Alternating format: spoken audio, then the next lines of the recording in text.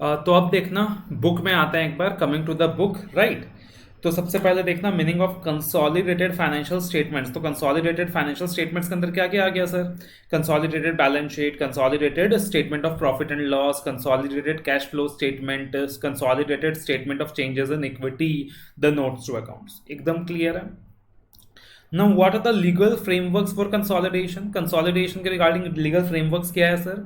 As I told you, accounting standard 21 है, then Ind AS के अंदर we have Ind AS 110. Mainly ये दो legal framework है. Apart from this, we have other Ind AS as well. अलग अलग Ind AS का application भी आता है, but mainly ये दो है। उसके अलावा भी also have guidance note on audit of consolidated financial statements, जो अपने को स्पेसिफिकली गाइड करता है कि क्या क्या ऑडिट प्रोसीजर्स परफॉर्म करना है audit of consolidated financial statements करते हुए, ठीक है ना। तो एक गाइडेंस नोट भी है sir on audit of consolidated financial statements, जो अपने को गाइडेंस प्रोवाइड करता है कि अपने को क्या क्या प्रोसीजर्स लगाने हैं while doing the audit of consolidated financial statement. उसके बाद आता है अपना sir mandatory requirement for consolidation. तो ऑलरेडी अपन ने डिस्कस किया अच्छे से, बस एक बार अपने को रेडी करना है यहाँ से।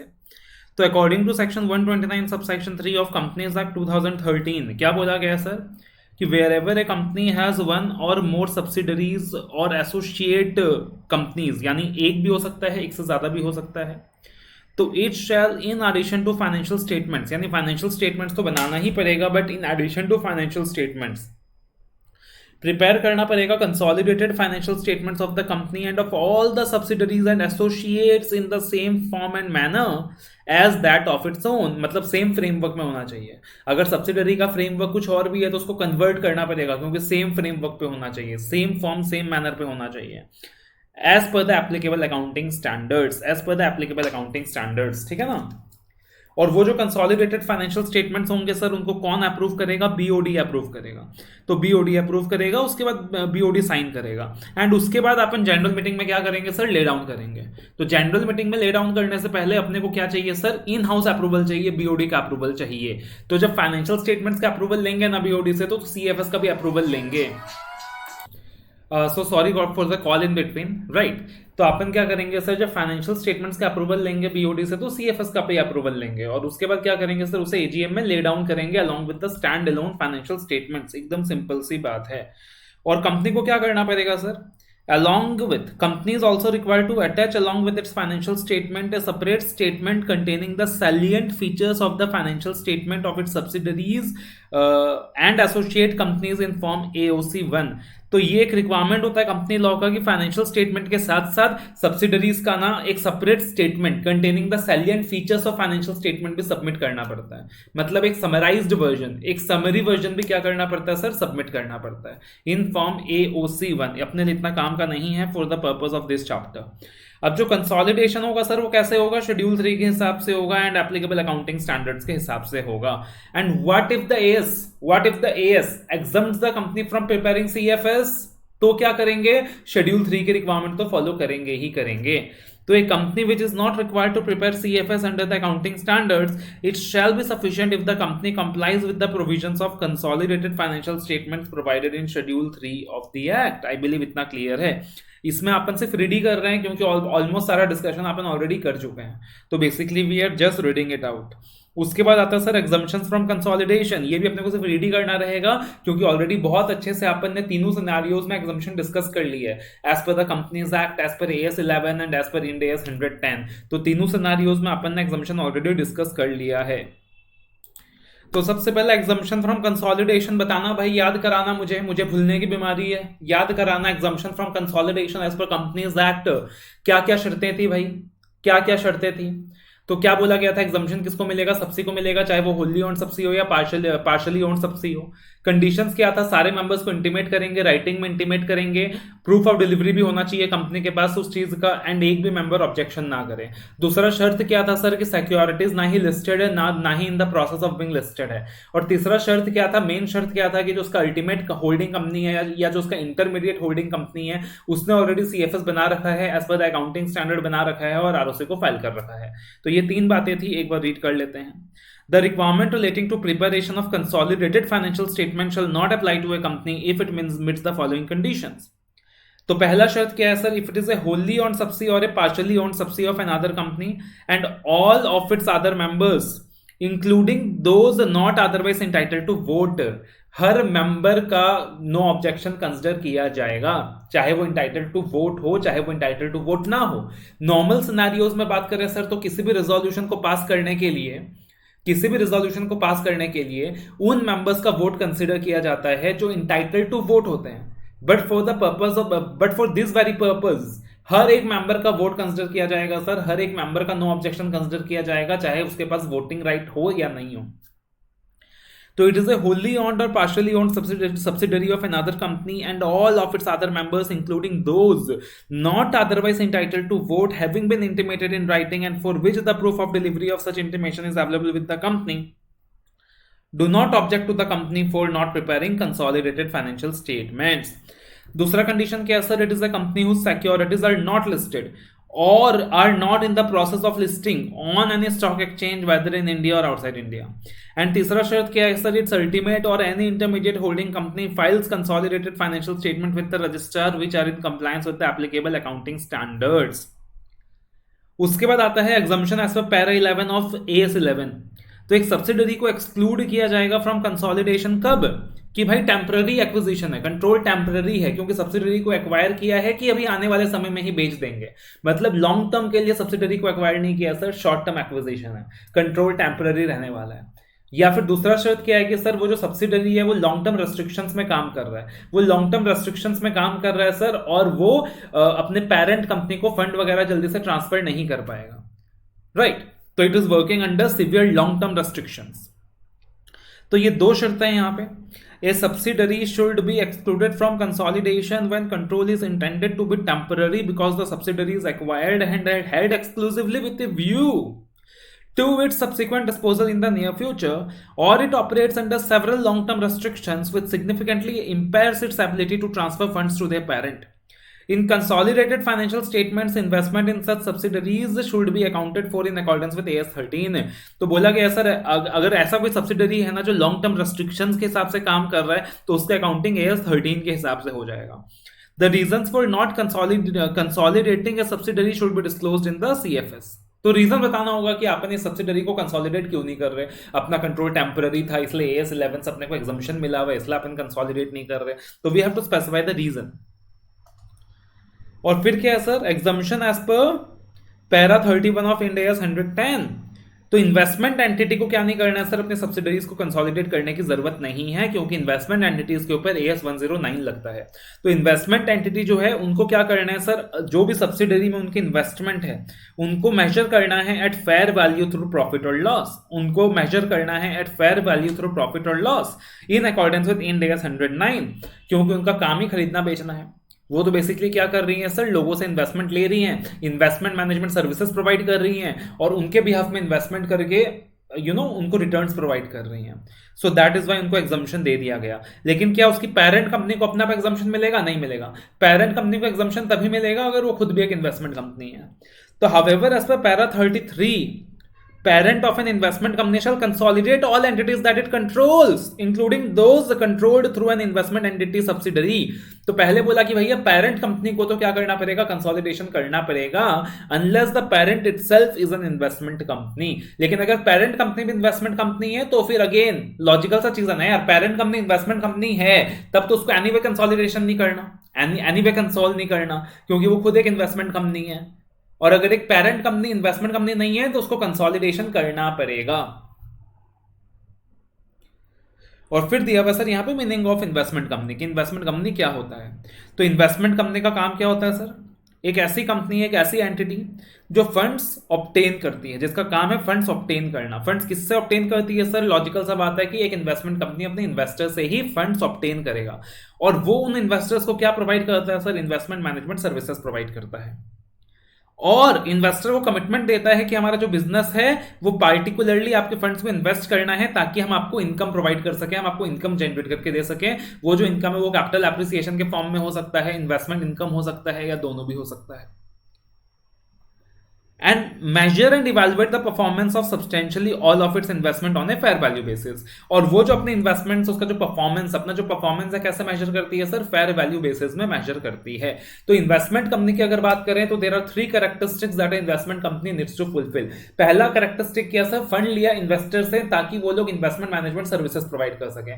दूसरा, कमिटमेंट किया इन्वेस्टर को कि भैया हम फंड्स पे इन्वेस्ट करने वाले हैं सिर्फ आपको इन्वेस्टमेंट इनकम या कैपिटल एप्रिसिएशन प्रोवाइड करने के लिए। और तीसरा कैरेक्टरिस्टिक कि वो लोग क्या करने वाले हैं सर, मेजर करने वाले हैं, इवैल्यूएट करने वाले हैं performance of all the investments on a fair value basis. ठीक है ना, तो इन्वेस्टमेंट कंपनी के अंदर ये 3 कैरेक्टरिस्टिक्स हैं, ये 3 बातें हैं। और उसके बाद आता है sir responsibility of parent company for preparing CFS. This is also something we have studied. तो सबसे पहले सेक्शन 129 सब सेक्शन 3 का रेफरेंस दे दो कि अगर कंपनी का एक या एक से ज्यादा सब्सिडरी है तो कंसोलिडेशन करना होगा, जो कि पेरेंट कंपनी का जिम्मेदारी है। अगर एएस एप्लीकेबल है तो एएस के हिसाब से, और अगर एएस एप्लीकेबल नहीं है तो शेड्यूल 3 के हिसाब से फिर भी करना पड़ेगा। तो पहले वो इंट्रोडक्शन दे दो और फिर रिस्पॉन्सिबिलिटीज के बारे में बताओ।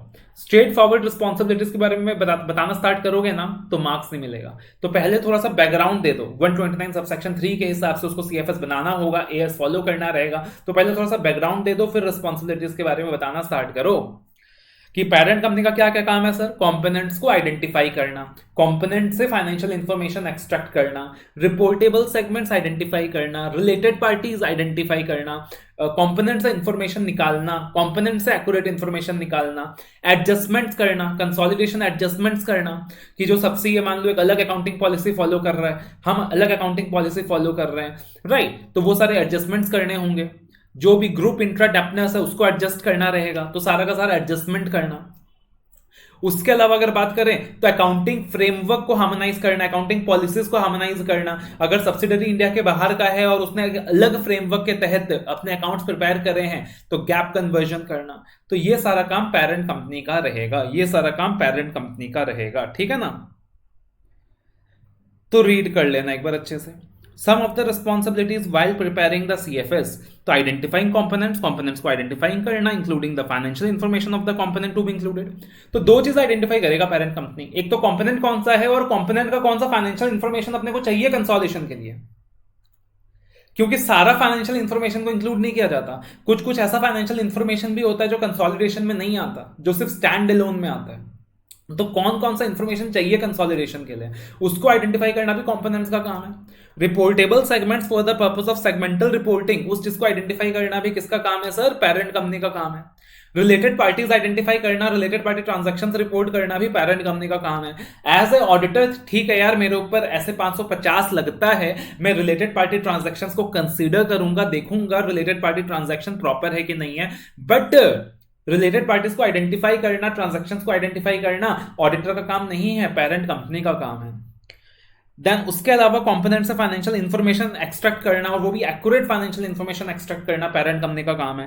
कंसोलिडेशन एडजस्टमेंट करना भी पेरेंट कंपनी का काम है। अकाउंटिंग पॉलिसीज हार्मोनाइज करना भी पेरेंट कंपनी का काम है। और अगर अकाउंटिंग प्रिंसिपल अलग फॉलो हो रहे हैं, अकाउंटिंग प्रोसीजर्स अलग फॉलो हो रहे हैं सर, तो गैप कन्वर्जन भी यहां पे पेरेंट कंपनी का ही काम है।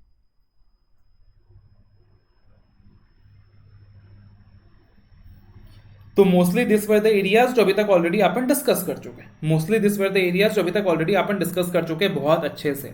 अब जाकर आप देखोगे कि कुछ कुछ नया पढ़ना अपन स्टार्ट करेंगे, है ना। अभी तक तो अपन ने जो भी करा ऑलरेडी अपन ने बहुत अच्छे से उसके नोट्स बनाकर डिस्कस कर लिया था। So now will be starting to learn from an auditor's perspective कि अब ऑडिटर को क्या क्या करना है, ऑडिटर को क्या क्या देखना है।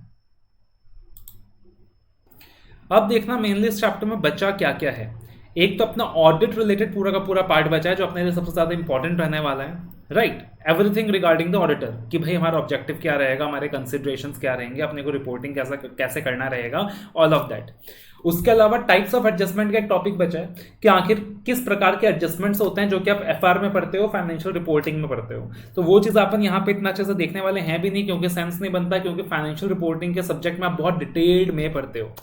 और एक पार्टिकुलर टॉपिक बनता है आपका, कुछ माइनर टॉपिक्स बनता है, जैसे कि सर कंसोलिडेशन में क्या क्या इन्फॉर्मेशन नहीं आएगा, क्या क्या इन्फॉर्मेशन अपन कंसोलिडेशन में शामिल नहीं करेंगे, ठीक है। और बाकी सारा ऑडिटर रिलेटेड टॉपिक्स बनता है, बाकी सारा ऑडिटर रिलेटेड टॉपिक बनता है, ठीक है। तो अगर ऑडिटर रिलेटेड टॉपिक्स की बात करें यार, एकदम एक सिंपल सा चीज है यार। अपन ने जो फर्स्ट लेक्चर के अंदर ऑडिट प्रोसेस डिस्कस किया था कि अपना ऑडिट प्रोसेस कैसे होता है, ऑडिट प्रोसेस क्या होता है, याद करो और मुझे याद दिलाओ कि सर अपना ऑडिट प्रोसेस क्या था। सबसे पहले मैंने क्या बताया था, एंगेजमेंट एक्सेप्ट करना। फिर मैंने क्या बताया था सर आपको, प्लानिंग करना। फिर मैंने आपको क्या बताया था सर, प्रोसीजर्स परफॉर्म करना। फिर मैंने आपको क्या बताया था सर, एविडेंसेस लेना। और फिर मैंने आपको क्या बताया था सर, रिपोर्टिंग करना। है कि नहीं, यही बताया था ना। तो अब अल्टीमेटली देखोगे कि वो जो पूरा का पूरा प्रोसेस है ना, वो यहाँ पे आप पढ़ने वाले हो कि सर जब एंगेजमेंट एक्सेप्ट करोगे तो किन बातों का ध्यान रखोगे, सर जब आप प्लानिंग करोगे तो किन चीजों का ध्यान रखोगे, सर जब आप प्रोसीजर्स परफॉर्म करोगे तो कौन कौन से प्रोसीजर्स परफॉर्म करोगे, राइट आप किन किन चीजों का प्रोसीजर्स परफॉर्म करोगे। एविडेंस का हिस्सा इतना नहीं आएगा यहाँ पे। एंड फाइनली जब हम बात करेंगे सर रिपोर्टिंग, कि सर रिपोर्टिंग में क्या देखोगे, रिपोर्टिंग क्या करोगे, ऑब्जेक्टिव क्या रहेगा, तो मेनली यही आपने पढ़ना है। मेनली यही आपने पढ़ना जब हम ऑडिट रिलेटेड चीजें बात करें। और उसके अलावा कुछ स्टैंडर्ड्स के एप्लीकेशन आपको देखने को मिलेगा, जैसे कि एप्लीकेशन ऑफ ऐसे 580 जो कि रिटन रिप्रेजेंटेशन का स्टैंडर्ड है, वो आपको यहाँ देखने को मिलेगा। Application of SA 600 using the work of other auditor, वो आपको यहाँ देखने को मिलेगा। तो मेनली जो ऑडिट प्रोसेस है वो देखना रहेगा, और application of some other standards देखना रहेगा, जैसे कि एप्लीकेशन ऑफ ऐसे 580 written representation, application of SA 600 that is using the work of other auditors, right यही आपको यहाँ पे देखना रहेगा। एंड उसके अलावा also using application of some other standards, तो वो भी आपको यहाँ पे देखना रहेगा। तो एकदम सिंपल है कहानी, अपन ट्राई करेंगे मेमोराइज ना करें, अपन ट्राई करेंगे कि कॉन्सेप्ट्स आपसे ही डिराइव हो, आप ही डिराइव करके बताओ कॉन्सेप्ट्स को, ठीक है। तो भाई acceptance of engagement, planning, performing audit procedures, obtaining evidences, reporting, ये सारा चीज आ गया है ना। तो एक्सेप्टिंग, सबसे पहले क्या था एक्सेप्टिंग, कि जब एक एंगेजमेंट को एक्सेप्ट करेंगे तो पेरेंट कंपनी का ऑडिटर क्या देखेगा। लॉजिकली सोचो, बताओ क्या देखेगा सर, एक पेरेंट कंपनी का ऑडिटर क्या देखेगा, बताओ। बिल्कुल सही बोला एफआरएफ, बिल्कुल सही बोला एफआरएफ, कि जो एफआरएफ है, कौन सा एफआरएफ एप्लीकेबल है, एफआरएफ एप्रोप्रिएट है कि नहीं, मेरे को एफआरएफ का नॉलेज है कि नहीं। उसके अलावा मेरे को क्या देखना सर यहाँ पे पता है मेनली, कि भाई जिस पार्टिकुलर कंपनी का मैं ऑडिट एक्सेप्ट कर रहा हूँ, जो पेरेंट कंपनी का ऑडिट एक्सेप्ट कर रहा हूँ, उसका जो इन्फॉर्मेशन है वो कितना मटेरियल है, और जो ऑडिट एक्सेप्ट नहीं कर रहा हूँ, जो कंपोनेंट्स का ऑडिट एक्सेप्ट नहीं कर रहा हूँ, वो कितना मटेरियल है। तो जो ऑडिट एक्सेप्ट कर रहा हूँ सर, वहां उसमें जो फाइनेंशियल इन्फॉर्मेशन है वो कितना मटेरियल है, और जो ऑडिट एक्सेप्ट नहीं कर रहा हूँ सर, वो कितना मटेरियल है। Then risk of material misstatement कितना है, how much the risk is there, how much the risk is there, risk कितना ज्यादा है, रिस्क कितना ज्यादा है। कंपोनेंट्स का ऑडिट मैं करने वाला हूं या कोई और करने वाला है, कंपोनेंट्स का ऑडिट मैं करने वाला हूं या कोई और करने वाला है, ये सारी बातें कंसिडर करूंगा। उसके बाद क्या करूंगा सर, एंगेजमेंट को एक्सेप्ट करूंगा। फिर मेरे को क्या करना है सर, प्लानिंग करना है। फिर मेरे को क्या करना है सर, प्लानिंग करना है। अब जब भी हम प्लानिंग की बात करते हैं, जब भी हम प्लानिंग करते हैं, तो प्लानिंग के अंदर सर सबसे पहले आता है अंडरस्टैंडिंग। क्या आता है सर, प्लानिंग के अंदर सबसे पहले आता है अंडरस्टैंडिंग। मतलब दो चीजें सर याद रखना कि प्लानिंग के अंदर हमेशा आता ही आता है। एक तो अंडरस्टैंडिंग, आपको चीजों को अंडरस्टैंड करना है, और दूसरा आपको अपना वर्क प्लान करना है, राइट आपको अपना वर्क प्लान करना है कि किस हद तक मैं खुद से काम करूंगा, किस हद तक मैं किसी और का काम यूज करूंगा। तो प्लानिंग के अंदर क्या आता है सर, अंडरस्टैंडिंग। अब यहां पर आप क्या क्या अंडरस्टैंड करोगे सर, ग्रुप स्ट्रक्चर अंडरस्टैंड करोगे। ग्रुप स्ट्रक्चर क्या है, आप अंडरस्टैंड करोगे सर कि अकाउंटिंग पॉलिसीज कौन सी फॉलो हो रही है। क्या अंडरस्टैंड करोगे सर, अकाउंटिंग पॉलिसीज कौन सी फॉलो हो रही है। पेरेंट कंपनी कौन सा अकाउंटिंग पॉलिसी फॉलो कर रहा है, कंपोनेंट कंपनी कौन सा अकाउंटिंग पॉलिसी फॉलो कर रहा है, डिफरेंसेस तो नहीं है। तो this is something you are going to understand. Group structure you are going to understand. IT system you are going to understand. Group structure के अंदर भी आप आईटी सिस्टम समझने वाले हो सर, आईटी सिस्टम को अंडरस्टैंड करने वाले हो। उसके अलावा अगर कंपोनेंट का ऑडिट कोई और कर रहा है, तो किस हद तक मेरे को दूसरे ऑडिटर्स का काम यूज करना रहेगा, using other auditors, that is something I have to understand, that is something I have to plan. किस हद तक दूसरे का काम यूज करने वाला हूं, दूसरों के साथ कैसे कोऑर्डिनेट करने वाला हूं, how I am going to coordinate, ये सारी चीजें मेरे को प्लान आउट करनी होंगी। ये सारी चीजें सर क्या करनी होंगी, मेरे को प्लान आउट करनी होंगी। तो अंडरस्टैंडिंग किया, क्या किया सर, अंडरस्टैंडिंग किया। अंडरस्टैंडिंग में क्या किया, ग्रुप स्ट्रक्चर को अंडरस्टैंड करा, उनके आईटी सिस्टम्स को समझा, accounting policies, using other auditors, coordination, ये सारा कुछ। उससे पहले एक्सेप्टेंस ऑफ एंगेजमेंट था, तो आरओएमएम देखूंगा, जो काम एक्सेप्ट करने वाला हूं कितना मटेरियल है ये देखूंगा। मेरे को कंपोनेंट का बिजनेस का कितना नॉलेज है ये भी देखूंगा, क्योंकि एज ए पेरेंट कंपनी का ऑडिटर मेरे को सीएफएस से भी इंफॉर्मेशन, मेरे को कंपोनेंट का भी इंफॉर्मेशन का नीड रहेगा, मेरे को कंपोनेंट का भी बिजनेस का अंडरस्टैंडिंग थोड़ा बहुत चाहिएगा, तो कंपोनेंट का बिजनेस का मेरे को थोड़ा भी नॉलेज है कि नहीं वो भी अंडरस्टैंड करूंगा, ये सारी चीजें देखूंगा, फिर प्लानिंग करूंगा, फिर क्या करूंगा सर अपने ऑडिट प्रोसीजर्स परफॉर्म करूंगा, फिर क्या करूंगा सर अपने ऑडिट प्रोसीजर्स परफॉर्म करूंगा, ठीक है ना। अब ऑडिट प्रोसीजर्स में नॉर्मली क्या परफॉर्म करूंगा, लॉजिकली सोचो कि सर मैं ऑडिट प्रोसीजर्स में क्या परफॉर्म करूंगा, तो भाई अल्टीमेटली कंपनी के जितने भी कंपोनेंट्स हैं, सब्सिडरी हो गया, एसोसिएट हो गया, जॉइंट वेंचर हो गया, मेरे को तो उनको आइडेंटिफाई करना है। अब उनको आइडेंटिफाई करने का काम किसका था, पेरेंट कंपनी का था। तो पेरेंट कंपनी ने जो कंपोनेंट्स को आइडेंटिफाई किया है, पेरेंट कंपनी ने जिन कंपोनेंट्स को आइडेंटिफाई किया है उनका इंफॉर्मेशन मैनेजमेंट से निकालूंगा। भाई तुमने जितने भी सब्सिडरीज आइडेंटिफाई करे हैं, जितने भी एसोसिएट्स आइडेंटिफाई करे हैं, जितने भी जॉइंट वेंचर्स आइडेंटिफाई करे हैं, उनके रिगार्डिंग कंप्लीट इंफॉर्मेशन मुझे प्रोवाइड करो। इंफॉर्मेशन को आंख बंद करके रिलाई कर लेगा ऑडिटर, या इंफॉर्मेशन को जांचेगा भी परखेगा भी, लॉजिकली बताओ।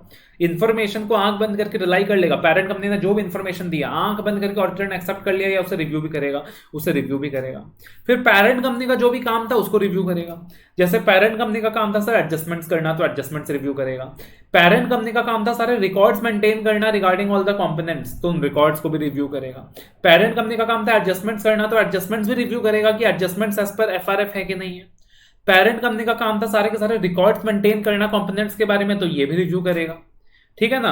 एप्लीकेबल देन एफआरएफ का कंप्लायंस चेक करेगा कि एफआरएफ जो है वो कंप्लाई हो रहा है कि नहीं हो रहा, एएस के अकॉर्डिंग अकाउंटिंग हो रहा है कि नहीं, इंड एएस के अकॉर्डिंग अकाउंटिंग हो रहा है कि नहीं। तो ये सारी बेसिक बातें हैं। रिटर्न रिप्रेजेंटेशन ऑब्टेन करेगा मैनेजमेंट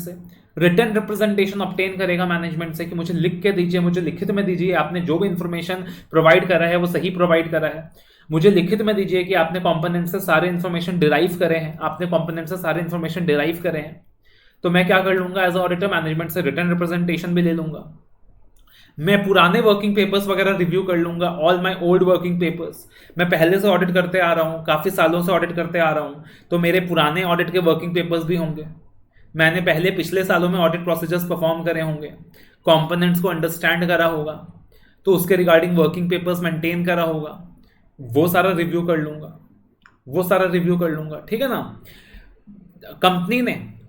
कंपनी के जितनी भी सब्सिडरीज है, जितने भी एसोसिएट्स है, जितने भी जॉइंट वेंचर्स हैं, उस चीज को रिव्यू करूंगा। ये देखूंगा कि कंपनी का शेयर होल्डिंग कितना है, सब्सिडरी में शेयर होल्डिंग कितना है, एसोसिएट में शेयर होल्डिंग कितना है, जॉइंट वेंचर में शेयर होल्डिंग कितना है, ये सारी चीजें रिव्यू करूंगा।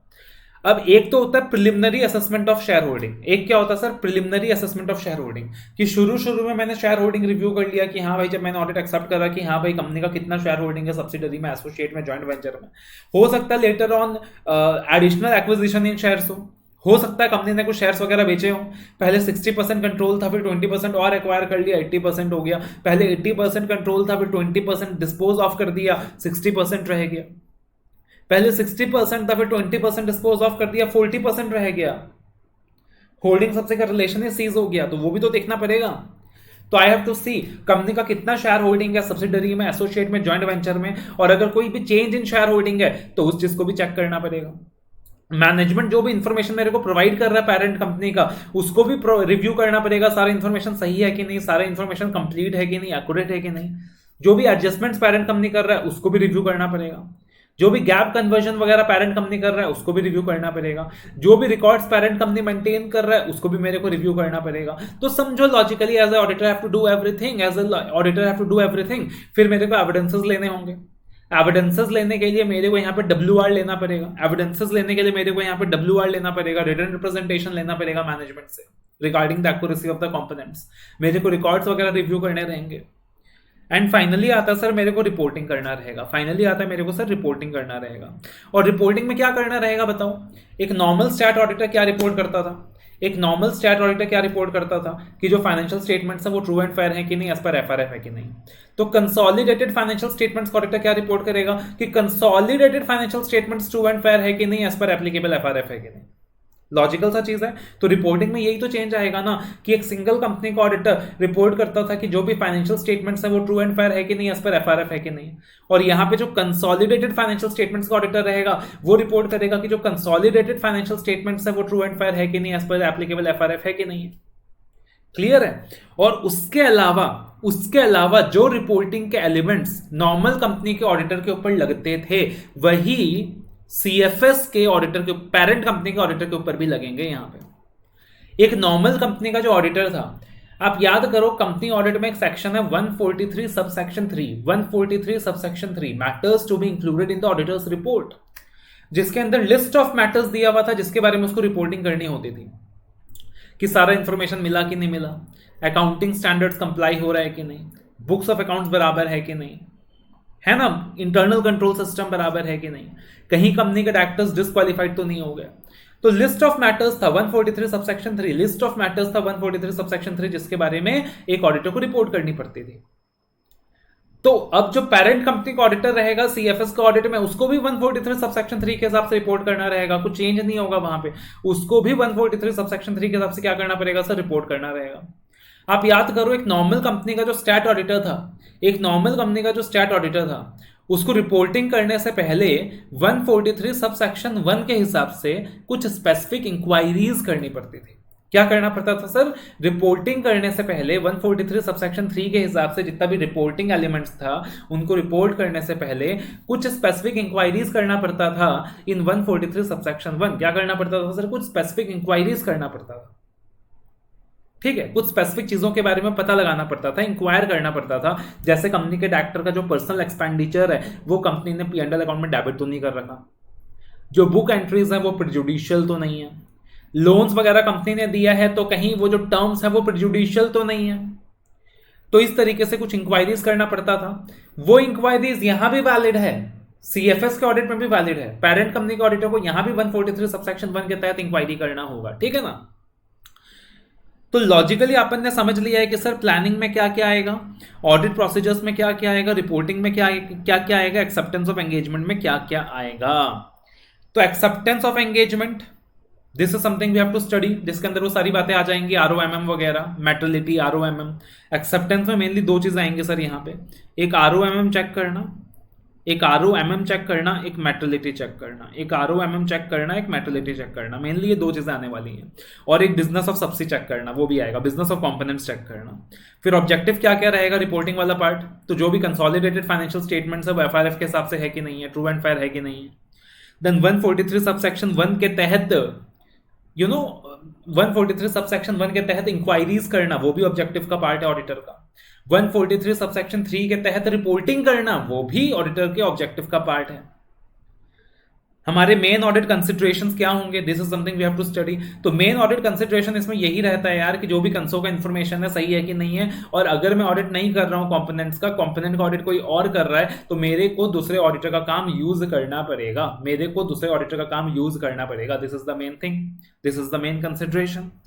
फिर जो प्रोसेस है प्लानिंग, तो प्लानिंग में आई टोल्ड यू क्या क्या आएगा, मेनली क्या क्या देखना है, audit procedures, then reporting, audit awarenesses, reporting. तो मेनली अपने को यही सारी चीजें समझनी है, मेनली अपने को यही सारी चीजें देखनी है, ठीक है। एक बार बुक को रीड करने से पहले, प्रॉपर्ली देखने से पहले मैं आपको याद दिला दूं यार 143 सबसेक्शन 1 में स्पेसिफिक इंक्वायरीज कौन कौन से थे, क्योंकि अब अपने सिलेबस में ना 143 सबसेक्शन 1 डायरेक्टली है नहीं। तो 143 सबसेक्शन 1 का एक बार क्या करते हैं सर, रिवीजन कर लेते हैं कि 143 सबसेक्शन 1 में मेनली क्या क्या था, स्पेसिफिक इंक्वायरीज क्या क्या था। तो 143 सबसेक्शन 1 के तहत सर ऑडिटर को कुछ स्पेसिफिक इंक्वायरीज करनी पड़ती थी बिफोर रिपोर्टिंग। और ये क्यों स्टडी कर रहे हैं सर, क्योंकि जो सीएफएस का ऑडिटर रहेगा, तो उसको 143(1) के तहत स्पेसिफिक इंक्वायरीज करनी होंगी। This is one of his main objectives. और इंक्वायरी का मतलब क्या होता है सर, इंक्वायरी का मतलब होता है जाके इंक्वायरी करो, पता लगाओ। अगर as a result of inquiry तुमको मामला एडवर्स लगेगा तो रिपोर्टिंग करना, वरना मत करना। इंक्वायरी का मतलब इन्वेस्टिगेट करना नहीं होता, इंक्वायरी का मतलब रिपोर्टिंग करना नहीं होता, इंक्वायरी का मतलब सिर्फ इंक्वायरी करना होता है कि जाओ पता लगाओ ऐसा है कि नहीं है। अगर एडवर्स निकला, अगर मामला एडवर्स निकला तो रिपोर्टिंग करना, वरना मत करना। अब इंक्वायरीज को याद करने का एक सिंपल सा तरीका है सर कि आप मान लीजिए LIC के ऑडिटर हैं, आप क्या सर LIC के ऑडिटर हैं, और ये याद रखो कि LIC के ऑडिटर का ना बीपी हाई हो गया, LIC के ऑडिटर का बीपी हाई हो गया इसलिए तुमको इंक्वायरी करनी है, LIC के ऑडिटर का बीपी हाई हो गया इसलिए तुमको इंक्वायरी करनी है। तो एल से सर लोन्स एंड एडवांसेस, और लोन्स एंड एडवांसेस के यहाँ पे 2 पॉइंट आएंगे, लोन्स एंड एडवांसेस के यहाँ पे 2 पॉइंट आएंगे। एक तो लोन्स एंड एडवांसेस, अगर कंपनी ने कुछ भी लोन्स एंड एडवांसेस वगैरह दिया है वो सिक्योर्ड है कि नहीं है, सिक्योरिटी वगैरह कंपनी ने लिया है कि नहीं। कहीं टर्म्स एंड कंडीशंस प्रेजुडिशियल तो नहीं है? पता चला मार्केट रेट है 10% इंटरेस्ट का और 1% में लोन दे दिया, तो सिक्योर्ड है कि नहीं है, सिक्योरिटी ली है कि नहीं, टर्म्स कंडीशंस प्रेजुडिशियल तो नहीं है। लोन्स एंड एडवांसेस के रिस्पेक्ट में एक पॉइंट और आता है कि जो भी लोन्स एंड एडवांसेस हैं कहीं उनको डिपॉजिट के फॉर्म में तो शो नहीं कर रखा है, कहीं उनको डिपॉजिट के फॉर्म में तो शो नहीं कर रखा है, whether they are shown as deposits. उसके बाद I for investment in shares. तो बेसिकली यहां पे अपने को इंक्वायरी करनी है कि अगर कंपनी ने शेयर्स में इन्वेस्टमेंट कर रखे हैं, सिक्योरिटीज में इन्वेस्टमेंट कर रखे हैं, तो कहीं सेलिंग प्राइस कॉस्ट प्राइस से कम तो नहीं है। अगर कंपनी ने यहाँ पे सिक्योरिटीज में इन्वेस्टमेंट कर रखा है तो कहीं सिक्योरिटीज का जो सेलिंग प्राइस है वो कॉस्ट प्राइस से कम तो नहीं है। क्योंकि नॉर्मली सोचो यार, लॉजिकली सोचो यार, अगर आप इन्वेस्टमेंट कर रहे हैं, एक कंपनी इन्वेस्टमेंट कर रही है सिक्योरिटीज में, तो selling price normally cost price से ज्यादा ही तो होगा, कम कहाँ होगा। लेकिन अगर फिर भी सेलिंग प्राइस कॉस्ट प्राइस से कम है तो that is a matter of inquiry, और बोला हुआ फर्दर सेक्शन में कि ये पॉइंट इन्वेस्टमेंट कंपनीज के ऊपर नहीं लगेगा, कि अगर एक इन्वेस्टमेंट कंपनी है जिसका काम ही इन्वेस्टमेंट करना है तो उसके ऊपर ये पॉइंट नहीं लगेगा। उसके बाद C for shares issued for cash, कि अगर कंपनी ने शेयर्स इशू कर रखे हैं कैश में, तो फाइनेंशियल पोजीशन कहीं मिसलीडिंग तो नहीं है, फाइनेंशियल पोजीशन ऑफ कंपनी कहीं मिसलीडिंग तो नहीं है, बैलेंस शीट में कंपनी उसको एक्यूरेटली दिखा रहा है कि नहीं दिखा रहा, बैलेंस शीट में कंपनी उस चीज को एक्यूरेटली दिखा रहा है कि नहीं दिखा रहा, और फाइनेंशियल पोजीशन कहीं मिसलीडिंग तो नहीं है। उसके बाद sir book entries, B for book entries, कहीं बुक एंट्रीज पर जुडिशियल तो नहीं है। फॉर एग्जाम्पल एक है कॉन्ट्रा एंट्री आपने अगर सुना होगा, किसी से मिलना है 10 लाख, किसी को देना है 5 लाख, किसी से मिलना है 10 लाख, किसी को देना है 5 लाख, कंपनी ने सेट ऑफ करके दिखा दिया कि अपने को इन नेट मिलना है 5 लाख, तो वो क्या कर रही है सर, कंपनी सेट ऑफ कर दे रही है, डेबिट एंट्री को क्रेडिट एंट्री से ऑफसेट कर दे रही है, कॉन्ट्रा एंट्री बोलते हैं उसे। तो वो एक बुक एंट्री है जो प्रिजुडिशियल हो सकता है कंपनी के लिए, उसके बारे में इंक्वायरी करनी है, बोलना बहुत गलत होगा, इंक्वायरी करनी है। और फाइनली पी से पर्सनल एक्सपेंडिचर, कहीं P&L अकाउंट में डेबिट तो नहीं कर रखा, डायरेक्टर साहब के हनीमून एक्सपेंडिचर पता चला P&L अकाउंट में डेबिटेड है, कहीं ऐसा तो नहीं है, इंक्वायरी करनी है। अब ये चीज अपने को डिटेल्ड में स्टडी करने की जरूरत नहीं है क्योंकि टेक्निकली अपने सिलेबस में नहीं है, बट क्योंकि 143 सबसेक्शन 1 का जिक्र आएगा बोल के मैंने आपको एक बार बैकग्राउंड दे दिया है कि 143 सबसेक्शन 1 में क्या आएगा, स्पेसिफिक इंक्वायरीज। एंड उसके अलावा 143 सबसेक्शन के अंदर आता है matters to be included in the auditor's report, कि क्या क्या चीजें ऑडिटर्स रिपोर्ट में आएंगी, जो ऑडिट रिपोर्ट चैप्टर में मैं आपको पढ़ाता हूं, कि ऑडिट रिपोर्ट की जब अपन ऑडिट रिपोर्ट बनाएंगे तो अपने ऑडिट रिपोर्ट के फॉर्मेट में क्या क्या आएगा, सारा इंफॉर्मेशन मिला कि नहीं, एएस कंप्लाई हुआ कि नहीं, books of accounts properly maintained है कि नहीं, इंटरनल कंट्रोल्स बराबर है कि नहीं, डायरेक्टर डिस्क्वालिफाइड तो नहीं है, ऐसा करके बहुत सारा पॉइंट आएगा, देखोगे अराउंड 15-16 पॉइंट आएगा, ठीक है, 143 सबसेक्शन 3 में। तो जो सीएफएस का ऑडिटर रहेगा उसको भी वो 15-16 पॉइंट्स क्या करना होगा, अपने रिपोर्ट में लिखना पड़ेगा, मेंशन करना पड़ेगा, तो 143 सबसेक्शन 3 का रेफरेंस आएगा वहां पे। अगर इतना समझ में आ गया तब आप देखोगे कि आपके लिए चीजें बहुत आसान है। तो responsibilities of auditor of CFS, सबसे पहले आता है sir points for consideration for principal auditor before accepting the engagement. अब ऑडिटर क्या क्या कंसिडर करेगा, क्या बोला था मेनली मैंने, एक मैटरलिटी कंसिडर करेगा, एक ROMM कंसिडर करेगा। मैटरलिटी किस चीज का, कि जो पोर्शन में ऑडिट एक्सेप्ट कर रहा हूं वो कितना मटेरियल है, जो ऑडिट एक्सेप्ट नहीं कर रहा वो कितना मटेरियल है। फिर कॉम्पोनेंट का बिजनेस का नॉलेज लेना, ROMM देखना। तो for this purpose the auditor would consider the materiality, underline the word materiality of the portion of financial information which the principal auditor audits. Then the principal auditor's degree of knowledge regarding the business of the components, कि भाई components के business के बारे में मेरे को कितना ज्ञान है, मेरे को कितना नॉलेज है। Then जिस फाइनेंशियल स्टेटमेंट का मैं ऑडिट करने वाला हूं, जिन फाइनेंशियल स्टेटमेंट्स का मैं ऑडिट करने वाला हूं, तो अपने को एक चीज समझना पड़ेगा सर कि अपन ना पूरा फाइनेंशियल स्टेटमेंट का ऑडिट नहीं करने वाले, कंपोनेंट्स का ऑडिट में भी कोई और कर रहा है, तो कंपोनेंट्स का ऑडिट कहीं और कर रहा है सर, तो वहां ROMM के कितने चांसेस है, वहां रिस्क के कितने चांसेस है, और मेरे को और क्या क्या प्रोसीजर्स परफॉर्म करना होगा, और कौन सा एडिशनल प्रोसीजर्स परफॉर्म करने होंगे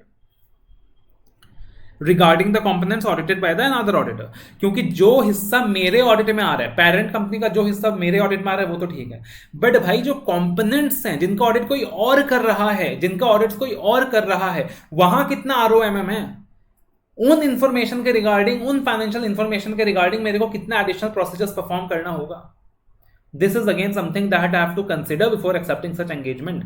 याद रखिएगा, अगर कंपोनेंट्स का ऑडिट किसी और ने एक्सेप्ट किया है तो ऐसे 600 लगेगा। कौन सा ऐसा लगेगा? 600 लगेगा, using the work of other auditors. ठीक है, तो मेरे को ऐसा 600 के अकॉर्डिंग कंसिडर करना रहेगा कि भाई अगर कंपोनेंट्स का ऑडिट कोई और कर रहा है तो मेरे को और क्या क्या एडिशनल प्रोसीजर परफॉर्म करना रहेगा, कंपोनेंट्स के ऑडिट में कितना ROMM रहेगा, कितना रिस्क रहेगा, मेरे को कौन कौन से एडिशनल प्रोसीजर्स परफॉर्म करने होंगे, ये सारी बातें मैं कंसिडर करूंगा, उसके बाद आगे भरूंगा। ये सारी बातें कंसिडर कर ली सर, मैं आगे भर गया। फिर मेरा ऑब्जेक्टिव क्या है सर CFS को ऑडिट करते हुए? तो मेनली मेरा ऑब्जेक्टिव क्या है सर? ये ओपिनियन एक्सप्रेस करना कि consolidated financial statement true and fair है कि नहीं है, FRF के हिसाब से बना है कि नहीं। 143 सबसेक्शन 1 के हिसाब से वो 6 स्पेसिफिक इंक्वायरीज करना कि LIC के ऑडिटर का BP हाई हो गया, एंड 143 सबसेक्शन 3 के तहत रिपोर्टिंग करना, 143 सबसेक्शन 3 के तहत रिपोर्टिंग करना। और उसके अंदर आप देखोगे सर तो क्लॉज A से लेके I तक मैटर्स दिए हुए हैं। फिर रूल 11 के अंदर भी आप देखोगे 6 मैटर्स दिए हुए हैं, तो क्लॉज A से लेके I तक मैटर्स दिए हुए हैं, रूल 11 के अंदर भी 6 मैटर्स दिए हुए हैं, कुल मिला के अराउंड 15 पॉइंट है जिसका रिपोर्टिंग करना रहता है। और ऑडिटर वैलिडेट भी करेगा कि जो CFS बना है वो FRF के हिसाब से बना है कि नहीं बना है, वैलिडेट भी करेगा। तो पॉइंट नंबर ए और पॉइंट नंबर ई घुमा फिर आकर एक ही है यार, इनको एक साथ होना चाहिए था। पॉइंट नंबर ए में बोला ऑब्जेक्टिव के अंदर to satisfy himself that the consolidated financial statements have been prepared in accordance with the requirement of applicable FRF। Point number E में बोला हुआ है कि auditor should also validate the requirement of preparation of CFS for the company as per applicable FRF। तो ए और ई जो है एक साथ होना चाहिए था। फिर पॉइंट नंबर बी बोला हुआ है to enable himself to express opinion on true and fair view presented by CFS। I told you कि भाई true and fair view and applicable FRF दो बातें होती हैं। Point number C to inquire into the matters as given in 143 subsection 1, तो LIC के auditor का BP high हो गया, ये सारी बातें आएंगी वहां पे। And to report on the matters given in 143 subsection 3 read with rule 11। उसके अलावा सर ऑडिट कंसिडरेशंस का पार्ट दिया हुआ है। एक बार ऑडिट कंसिडरेशंस के पार्ट को अपन स्किप करते हैं, ऑडिटिंग द कंसोलिडेशन में आते हैं। तो सबसे पहले क्या करना है सर, ऑडिट शुरू करने से पहले ऑडिटर को प्लान करना है ताकि वो जो ऑडिट है इफेक्टिव मैनर में कर सके, एफिशिएंट मैनर में कर सके। प्लानिंग करते वक्त सर किन बातों का ध्यान रखना है? अंडरस्टैंडिंग डिटरमाइनिंग कि बाकी ऑडिटर का काम कितना यूज करना है, उनके साथ कोऑर्डिनेट कैसे करना है। एंड एक चीज और, ऑडिटर प्लानिंग स्टेज में डिसाइड करता है कि मेरे को कितना ऑडिट प्रोसीजर्स परफॉर्म करना है, how much audit procedures I need to perform to assess the ROMM। कितना ऑडिट प्रोसीजर मेरे को परफॉर्म करना है टू असेस द ROMM, मतलब मेरा nature time extent of procedures क्या रहेगा। तो ये सब कुछ प्लानिंग में आ जाएगा। तो understanding of the group structure and the group controls, तो ग्रुप स्ट्रक्चर को समझना है, ग्रुप कंट्रोल्स को समझना है, IT सिस्टम को समझना है। उसके अलावा अकाउंटिंग पॉलिसीज को अंडरस्टैंड करना है, पेरेंट कंपनी के अकाउंटिंग पॉलिसी को भी अंडरस्टैंड करना है और कंपोनेंट के अकाउंटिंग पॉलिसी को भी अंडरस्टैंड करना है। और अकाउंटिंग पॉलिसीज डिफरेंट है तो इन दैट पार्टिकुलर सिनेरियो उसका हार्मोनाइजेशन कैसे हो रहा है उस चीज को भी समझना है। Then determining and programming the nature timing extent of audit procedures to be performed based on assessment of ROMM in the consolidation process. ROMM को असेस करने के बाद हमने NTE कैसे डिसाइड किया उस चीज को भी समझना है। डिटरमाइन करना कि भैया अगर कंपोनेंट का ऑडिट कोई और कर रहा है तो किस एक्सटेंट तक दूसरे ऑडिटर के काम को यूज करना है, that will come in the planning stage. और उनके साथ कोऑर्डिनेट कैसे करना है, this will also come in the planning stage. उसके बाद आता है sir audit procedures in auditing the CFS। तो कितना पॉइंट्स रट्टा लगाओगे भाई, कितना पॉइंट्स रट्टा लगाओगे, लॉजिकली समझना है। तो प्रोसीजर्स में क्या क्या आएगा यार कि पेरेंट कंपनी का जो काम है ना वो मैं चेक करूंगा कि पेरेंट कंपनी ने बराबर से करा कि नहीं। अब कंपोनेंट्स का इंफॉर्मेशन लेना वो पेरेंट का काम था, अब पेरेंट कंपनी से वो लिस्ट कौन लेगा? ऑडिटर लेगा। जो इन्फॉर्मेशन पेरेंट कंपनी कंपोनेंट से लेगा वो पेरेंट कंपनी ऑडिटर को देगा और उस इन्फॉर्मेशन को अपन क्या करेंगे? रिव्यू करेंगे। उस इन्फॉर्मेशन को अपन क्या करेंगे? रिव्यू करेंगे। अपन रिव्यू करेंगे सारे कंपोनेंट्स को इंक्लूड करा के नहीं कंसोलिडेशन के लिए, कहीं कोई कंपोनेंट छूट तो नहीं गया, कहीं कोई सब्सिडरी, कहीं एसोसिएट छूट तो नहीं गया। अपन रिव्यू करेंगे कि पेरेंट कंपनी का कितना कितना शेयर होल्डिंग है अपने सब्सिडरीज में, एसोसिएट्स में, जॉइंट वेंचर्स में, और अगर चेंज इन होल्डिंग हुआ है तो कब हुआ है, कितना हुआ है। अपन रिव्यू करेंगे कि parent company properly records maintain कर रहा है कि नहीं, सारे के सारे रिकॉर्ड्स मेंटेन कर रहा है कि नहीं, उसका शेयर होल्डिंग कितना है। अपन अपने पुराने वर्किंग पेपर्स रिव्यू करेंगे। पेरेंट कंपनी जो कंसोलिडेशन एडजस्टमेंट्स कर रहा है अपन रिव्यू करेंगे कि वो कंसोलिडेशन एडजस्टमेंट्स FRF के हिसाब से है कि नहीं। तो all this thing the auditor is going to do. मतलब लॉजिकली आप सोचोगे ना 7-8 पॉइंट्स निकल के आ जाएंगे सर, लॉजिकली आप सोचोगे तो 7-8 पॉइंट्स निकल के आ जाएंगे। तो ऑडिटर को क्या करना है सर? ऑब्टेन करना है list of subsidiaries, associates and joint venture included in CFS। फिर ऑडिटर को क्या करना है सर, रिव्यू करना है वो इन्फॉर्मेशन जो मैनेजमेंट ने प्रोवाइड किया है पेरेंट कंपनी के, identifying the subsidiaries, associates and joint venture. फिर ऑडिटर को क्या करना है सर, वेरीफाई करना है कि जितनी भी सब्सिडरीज हैं, एसोसिएट्स हैं, जॉइंट वेंचर हैं, सबको कंसोलिडेशन के प्रोसेस में शामिल किया गया है कि नहीं, टू प्रिपेयर सीएफएस। ये जो इन्फॉर्मेशन मिला है सारा, ये कंप्लीट है कि नहीं, उसके लिए ऑडिटर अपने पुराने वर्किंग पेपर्स रिव्यू कर लेगा। पेरेंट कंपनी ने क्या प्रोसीजर परफॉर्म करा है to identify subsidiaries, joint ventures, वो रिव्यू कर लेगा। कितना कितना इन्वेस्टमेंट है, इन्वेस्टमेंट में कहीं कोई चेंज तो नहीं है, शेयर होल्डिंग के पैटर्न में कहीं कोई चेंज तो नहीं है, ये रिव्यू कर लेगा। और जो भी स्टैच्यूटरी रिकॉर्ड्स पेरेंट कंपनी ने मेंटेन करा है वो रिव्यू कर लेगा, जैसे कि रिलेटेड पार्टी ट्रांजैक्शंस के रिगार्डिंग, लोन्स के रिगार्डिंग, इन्वेस्टमेंट्स के रिगार्डिंग, गारंटीज के regarding, there are certain records that a parent company has to maintain as per the law. तो वो रिकॉर्ड्स बराबर से मेंटेन कर रहा है कि नहीं, ये रिव्यू कर लेगा।